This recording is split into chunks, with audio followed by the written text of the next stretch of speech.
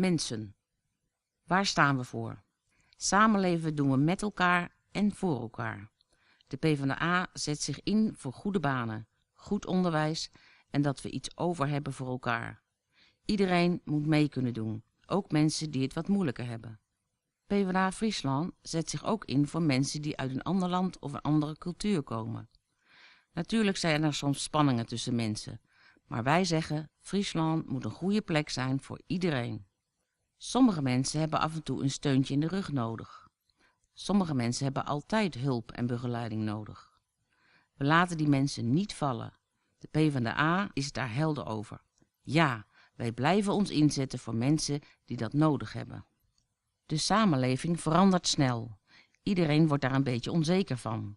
Voor de PvdA staan de burgers voorop. De zorgorganisaties moeten er alles aan doen om de zorg in groene banen te leiden. Sinds 2015 moet de gemeente zorgen voor voldoende hulp en ondersteuning. De zorg wordt zo dicht bij de mensen georganiseerd. Dat vindt de PvdA een goed idee, maar het moet wel goed en zorgvuldig gebeuren.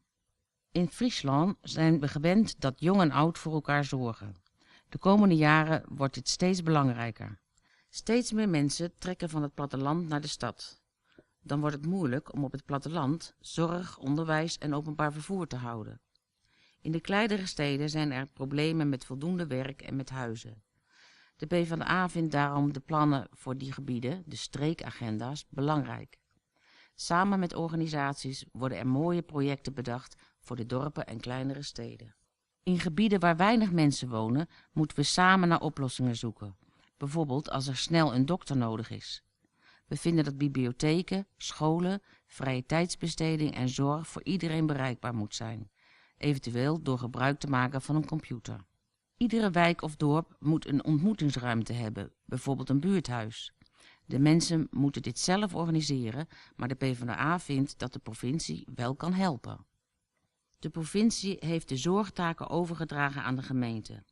Tot 2017 zal de provincie extra geld overdragen aan de gemeente. Daarna moeten de gemeenten zelf van keuzes maken. We blijven erop letten dat niemand tussen wal en schip valt. Ook bij alles wat de provincie doet, letten we erop dat het sociaal goed gebeurt. We moeten bezuinigen. Door dingen anders, slimmer te organiseren, moet het voor iedereen mogelijk blijven van de bibliotheek gebruik te maken. De provincie moet zorgen voor culturele activiteiten. De Frieske taal is daarbij belangrijk. Dat Leeuwarden culturele hoofdstad is in 2018 biedt heel veel mogelijkheden voor iedereen in en buiten Friesland. We zijn één gemeenschap. We doen het samen, maar we kijken daarbij wel naar de wereld om ons heen.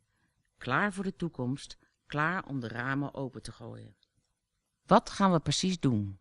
De PvdA geeft extra geld om iedereen te ondersteunen die dat nodig heeft. Ook organisaties die mensen helpen zoals de FSU en Toomba steunen we. We zijn voor topsport en sport voor iedereen. We zorgen voor technische beroepsonderwijs in de hele provincie.